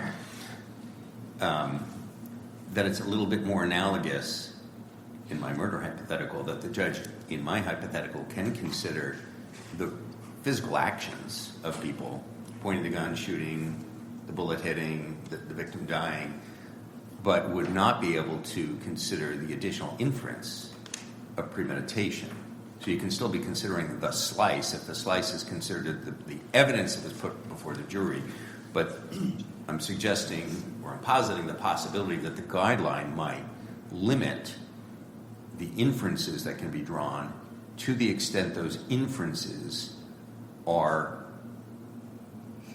part of acquitted conduct, and not also inferences that would themselves constitute an element of the offense. I think that's right. Again, it's I find it very difficult to think about these hypotheticals in the abstract. But I think here that slice of conduct that the judge considered, those two very narrow instances of transportation, I think undoubtedly tend to prove the Mann Act and also meet the requirements of the enhancement under the guidelines. Can I ask you, if I can change the subject a little bit? We talked about any number of issues today. Can I ask you specifically about the leadership enhancement? Of course. One of the very specific questions we were talking about with your colleague on the other side was whether, as the government submits, there are, at an irreducible minimum, 5 criminally responsible participants in the Mann Act. And the government, as I understood your brief, said, well, there's Mr. Combs, number 1. There are the 2 victims. That's right. Cassie and Jane, yes. Cassie and Jane. So we're up to 3. And the government posited that the 2 escorts who were transported across state lines. No, that's slightly inaccurate. Yeah, it's. So why don't you clarify? Of course, the 5 criminally liable participants, besides Mr. Combs, are, as you said, Jane and Cassie, the 2 victims, and then 2 of the owners of an escort service. Oh, the owners of the They weren't escorts themselves, but they were owners of the service who facilitated the transport of escorts who worked for that service. Oh, and then, so your argument is that because they were involved in the transportation, and obviously, in your view, the evidence showed that this whole thing was clearly designed for prostitution. That's right. You're up to 5. That's right. If we were to agree with you on that point, does that make the whole question of acquitted conduct with respect to the leadership enhancement go away? Yes, Your Honor. And I believe it could go away in another independent way, which is that the conduct was otherwise extensive, which is another prong of the leadership enhancement. And I don't think that the defendant even challenges that in his reply. So the leadership enhancement is met in both of those ways.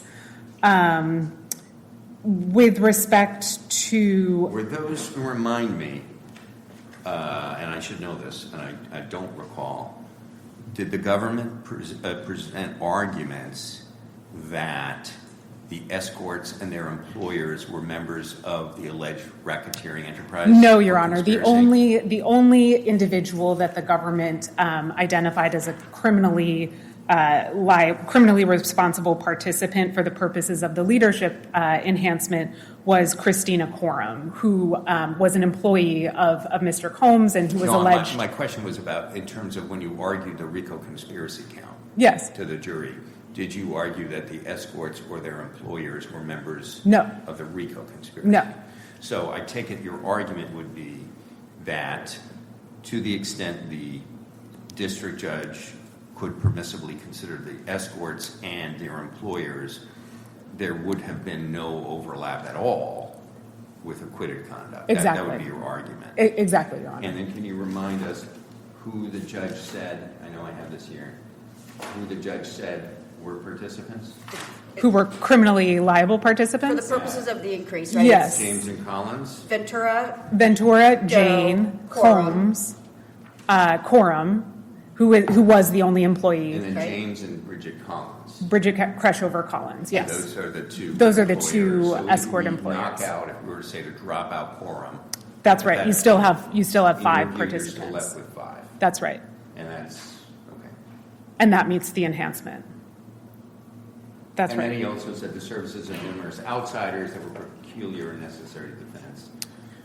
That's right. And that is to But say, some of whom he included as, among that number, his assistants. that's right. But the assistants were not alleged to have been part of the racketeering enterprise.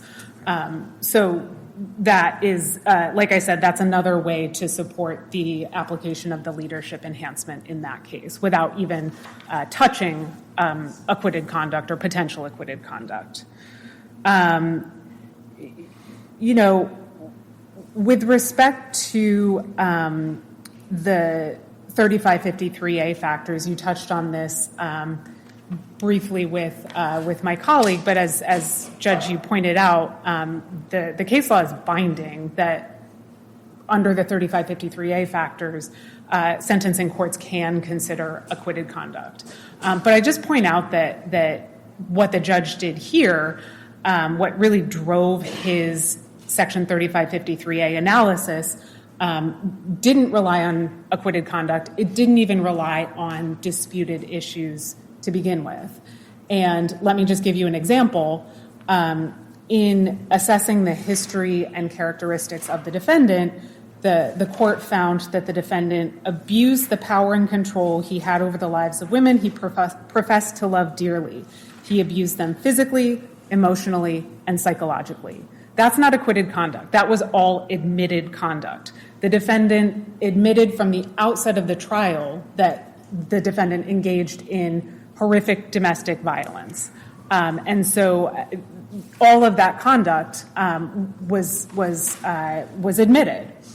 In assessing the seriousness of the offense, the court noted that the defendant plied Ms. Ventura and Jane with drugs. That was also admitted. The defendant admitted to personal use quantities of drugs that he shared with his girlfriends during freak-offs. That was admitted. In thinking about the seriousness of the offense, the court found that the conduct occurred for over a decade and with tremendous frequency over that time period. That has nothing to do with acquitted conduct. On the drugs, let me just ask. Yes. If you had said he had drugs of his own and he shared them with Ms. Ventura and Ms. Doe, I understand your argument that's not acquitted conduct. You've just said he plied them with it, which sounds to me very much like coercion, which is what we've been talking about, may or may not be acquitted conduct. The testimony was that the drugs were shared at these freak-offs and hotel nights with the girlfriends so that they could get through the freak-offs and the hotel word nights. you just used was plied, which to me is using the drugs to to get their compliance and participation, which, again, goes back to coercion. But the fact there are at least facts that he shared drugs is the point. But did Judge Subramanian talk about lying? Shared drug. Those were Judge Subramanian's words. So that sounds like he's talking about coercion. Well, I think the point of that is that he shared them, not just shared them with drugs, shared them with girlfriends trying to be nice, but he shared them in the context of freak-offs and hotel nights so that those women could get through the hotel nights and freak-offs. They both testified. Sort of a level of misconduct that falls short of coercion? Is that what you're suggesting? That's exactly right. That was admitted, and that those categories of misconduct involve physical abuse, which was fully admitted. Did Judge Subramanian say anything to suggest that he was thinking about a category of misconduct short of coercion, or do we need to interpret those statements in light of what he had previously stated, which was that there was coercion, and that even if he could not consider the coercion under the guidelines, he would nevertheless do it under the 3553A factors? So why should we, in other words, considering he already said there was coercion, why would we not read those comments as his illustrations of the coercion rather than a suggestion on his part that they were misconduct that fell short of coercion? I think you read the words of the conduct that he's describing, and what I've just read is admitted conduct. So call it coercion, call it physical abuse. It's admitted. Well, but again, the words the judge uses are, you plied them to drugs, forcing Ms. Ventura into addiction. That may well be true, but our question is not whether that's supported by the facts. Our question is, doesn't that show the district court considering the conduct that is coercive? Because plying and forcing don't sound like something different than coercion. I think that in this case, where the drug use and the drug sharing was admitted, I think that can't be acquitted conduct. I think that that's admitted conduct. And I think that the judge is free to consider it, and especially in the 3553A context, where there aren't restrictions on considering acquitted conduct under the binding precedent of this court.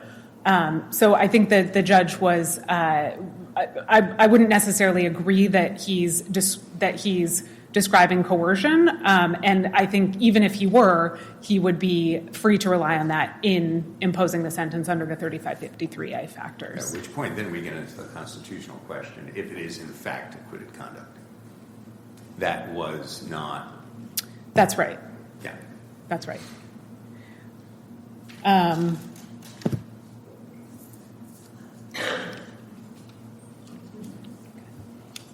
What?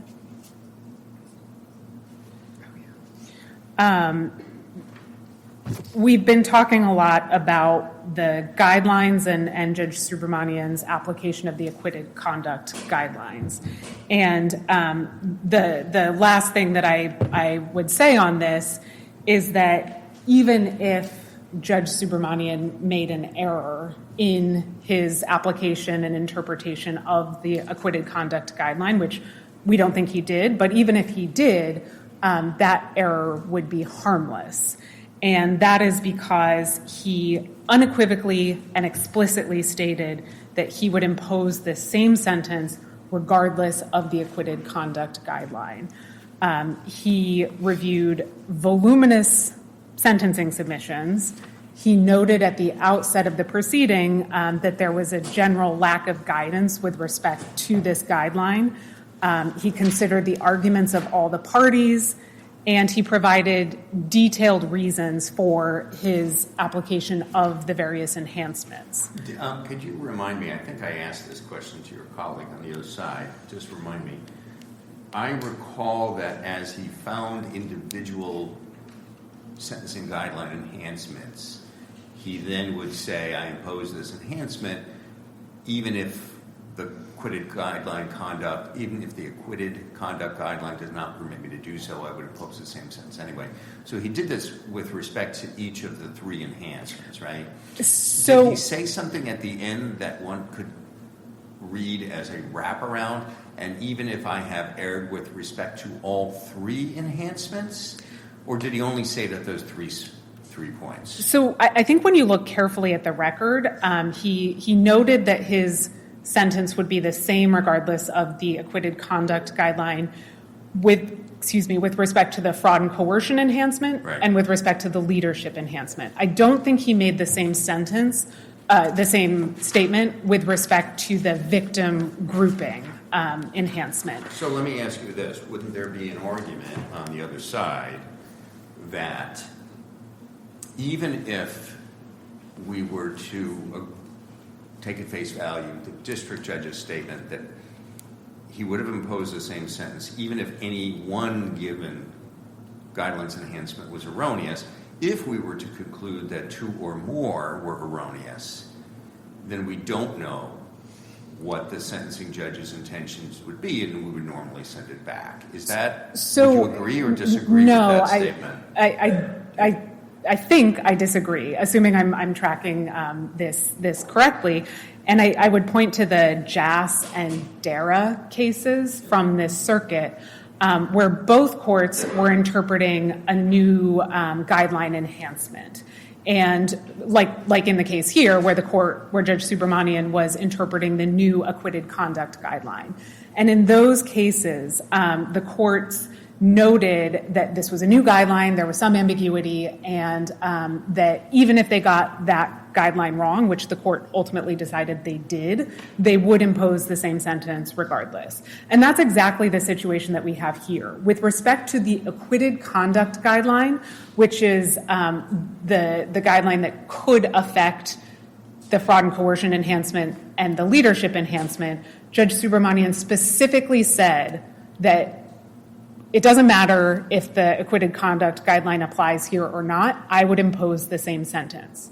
He did not say that with respect to the victim grouping enhancement, which has nothing to do with the acquitted conduct guideline. And I think that's a good example of why Judge Subramanian's statements that he would impose the same sentence regardless are not just simple incantations of magic words to evade appellate review. He specifically noted the ambiguity of this particular guideline that would affect those enhancements, and therefore any potential error, which of course we would submit there is none, any potential error would be harmless here. Can I see this question? Would his 50-month sentence be substantively unreasonable in the absence of the district court's factual findings as to violence and coercion? Just as an initial matter, the substantive unreasonable argument, I think, was waived. That was not raised by defense until the reply brief. That's, again, a matter of nomenclature. They make a pretty good argument in their opening brief that in substance that the sentence was substantively unreasonable. But so I understand your point about waiver.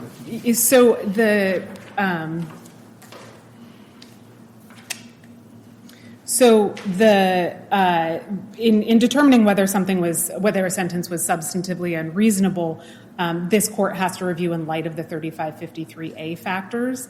And as I mentioned, the 3553A factors were very thoughtfully considered by the district judge. I realize that, but if we took off the table the violence and coercion, would this pass muster would this be a substantively reasonable sentence?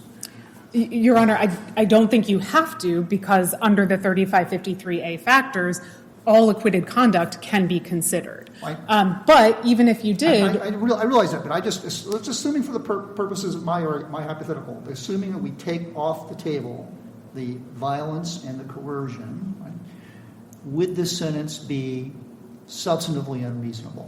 Your Honor, 50 months for the with the caveat that I strongly disagree that we need to take anything off the table for 3553A. A sentence is only substantively unreasonable if it is manifestly unjust or shocks the conscience. And we see that sort of dynamic in some of the other cases. I'm thinking of the Jones case in which Justice Scalia dissented. I can't remember the difference between the guidelines without consideration of acquitted conduct, but it was something astronomically high. And here, the 50-month sentence was below guidelines and reflected the fact that the judge really did consider the fact of the acquittals. If the judge had just ignored the acquittals and sentenced on the trafficking or the racketeering, the sentence would have been at least 15 years. There's a 15-year mandatory minimum term with a trafficking charge. This 50-month sentence was well below and well in line with other cases in this district. Judge Subramanian was very focused on other Mann Act sentences and asked the parties to provide a list of Mann Act cases and the sentences. And so he was fully aware of the different ranges of sentences that Mann Act defendants get. And that was a consideration, of course, under the 3553A factors, but it was appropriately weighed against other 3553A factors in this case. That was a no? I just want to be clear. Was that a no? You would not be I don't remember the unreasonable? original question, but I think that's a no, Your Honor. Let me rephrase my original question. You're very good at evading my question, so it's very good, actually. If I was a district judge, I would say the witness will be responsive to the question. Would his 50-month sentence be substantively unreasonable in the absence of the factual findings of violence and coercion? And the answer is no. Thank you, Judge Nardini. That's The only what thing I thought you were going, but I wanted to make sure that we had an answer to the question. And let me just ask you, on the substantive reasonableness point, I think what I think I heard you said is that it wasn't raised in the blue brief, right? That's right. So, and this is a procedural unreasonableness claim that the guidelines weren't followed and there's violation of the Sixth Amendment. That's what your response is? Sorry, say that again? And that it's a procedural reasonableness challenge that goes to the guidelines and then to the Sixth Amendment. That's right, issue Your Honor. about fact finding. That's what I understood your response to be. That's right, Your Just Honor. wanted to make sure Much more succinct than I I got put the that. response. But I understood what your view of the framework is. Yes, that's right. The only thing that I want to add relates back to the Mann Act, and I just would correct the record that in closing, in the government's closing argument, the summary chart that the government pointed to did include the incident related to Jane that took place in, I think it was October of 2023, where the defendant made threats to Jane's rent. And Do you have a page number in the appendix just so we have it handy? If you don't, I have the fine. government exhibit, which is 1406. 1406? Yes. Yeah, we'll find it. Okay, I think we have exhausted our supply Sorry, let me of just, questions. Counsel, No? you're saying that argument was raised in your closing about Jane, Yes, it was in the summary chart that the government relied on. It's lines. and that's sufficient to say that you were arguing that Jane was transported as a premise for the Mann Act conviction in count 5. That's right, and that's at line 38 on government exhibit 1406. Yeah. Again, even though the actual verbal summation says, for the defendant's hotel nights with Jane, there are also many examples of the defendant transporting escorts. And that's the discussion you have verbally. And you do say in passing here, by the way, check out 1406. You should refer to that chart. It has a lot of information in it. That's right, Your Honor. Okay, thank you. Okay. And I'm sorry. Just to clarify, the escort traveled for that particular hotel night. It was not Jane who traveled, just to clarify. So that exhibit 1406 is going to show us, in your view, that the escort traveled for that episode with Jane. That's right. That Judge Subramanian talked about at sentencing. That's right, Your Honor. Got it. Okay, thank you very much to the government. Believe it or not, I have a you few have reserved points. 2 minutes, but we're going to give you a little bit longer Okay. because this has been extensive. But we're not going to go crazy because we have kept you up considerably past your initial time. Why don't we try to keep it to 5, though? Thank So you, just Honor. your highlights. I'll go as quickly as I Because your can. briefs, I will say this on both sides, briefs are excellent, really do a great job laying out the issues. This has been very helpful, but why don't we give 5 minutes of rebuttal? So I'll just ask the courtroom. There we go. Thank you. We've Just real dialed quickly it on, up. on the point about Jane, and I don't want to dwell on that. Our argument about Jane, which is set forth in the reply brief, is that is not that that hotel night didn't occur, it's that wasn't connected to any threat, and there's no evidence of any threat. With respect to the harmless error issue, I want to highlight a couple of points. First of all, under all the case law, Gall, Rita, and their progeny, substantive unreasonableness is determined based on the guidelines as a starting point, just as the guidelines are a starting point. Yeah, but you didn't raise substantive No, unreasonableness. what You have we a raised brief full of procedural unreasonableness. what we've argued is that if we're right about one of the reasons we're right that a remand is required is that if we're right about the guidelines, the sentence would be Sure, substantively. that I get the anchoring That's the point function. there, and we rely on the Jones case also for the point that acquitted conduct, using acquitted conduct would make the sentence unreasonable.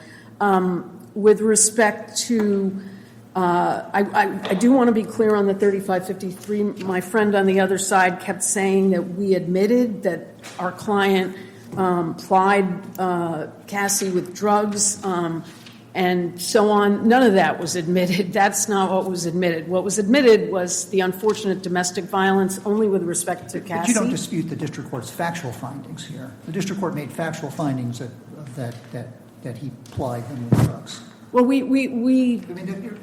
did dispute that below, but here more to you're the not. point. I mean, that's a fact we take as a given because that Well, factual. the evidence was quite mixed, and there was a lot of debate about this in the trial. And I think one of your honors in their questions got at the fact that the government's arguments about the drugs were part of their arguments about coercion, the way in which the drugs were used, and so forth. But I don't want to dwell on that. I just want to be clear that that was heavily debated at trial, and that was part of what he was acquitted of when he was acquitted of sex trafficking.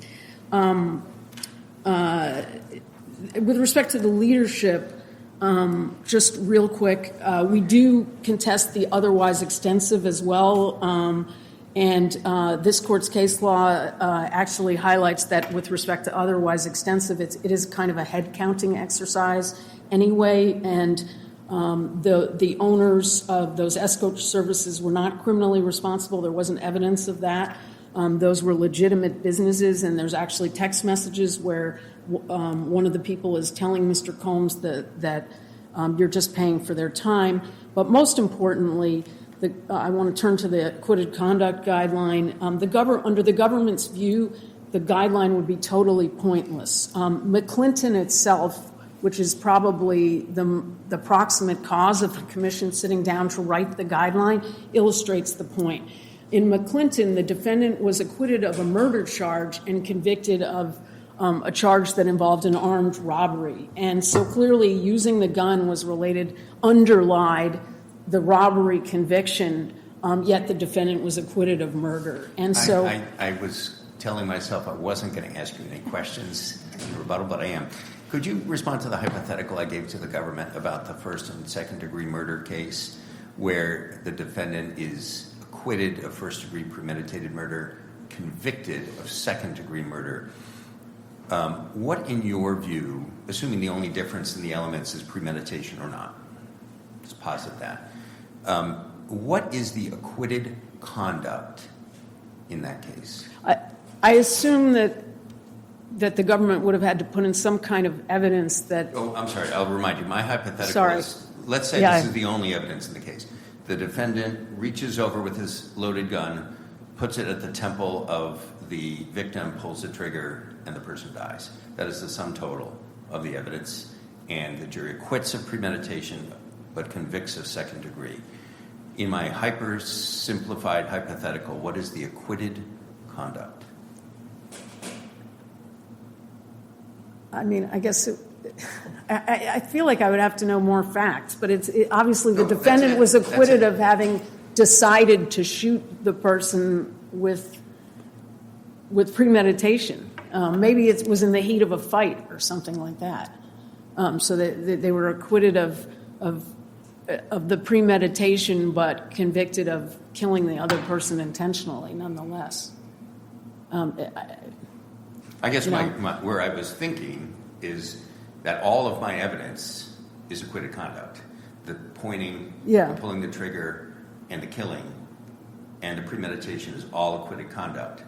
And the But under convicted conduct guidelines, is just the You death. can look at all of the conduct, the pointing the gun, the pulling the trigger, the shooting, because that constitutes an element of the second-degree murder.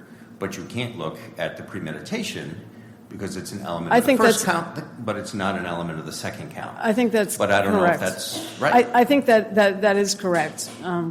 It's similar to another. My time is running out, but there's a hypothetical that's discussed in the hearings that led to the guideline in which someone poses that there's an arson and there's a charge that the arson was racially motivated, and the defendant is convicted of an arson charge but acquitted of the charge that involves the racial motivation element, which is similar to that hypothetical. And I think the answer is the defendant is guilty of arson, but you can't enhance the sentence based on a racial motivation. And I think that's just like this case where, the Mann Act doesn't require proof of the coercion. I stole a couple of your minutes, so we'll give you 2 more minutes. I just in closing, 12 New Yorkers took 2 months out of their lives to serve on this jury. They listened to 34 witnesses, reviewed thousands of text messages, videos, and other evidence, and deliberated for 2.5 days. Their unanimous verdict was not guilty on the most serious charges, and the jury did not authorize punishment for sex trafficking or conspiracy, but that's what drove the sentence. Here, we submitted the evidence that my friend on the other side describes, which I would urge your honors to look at, which is at docket 510-4 of the district court, shows that this was the highest sentence ever for this type of charge with this type of criminal history.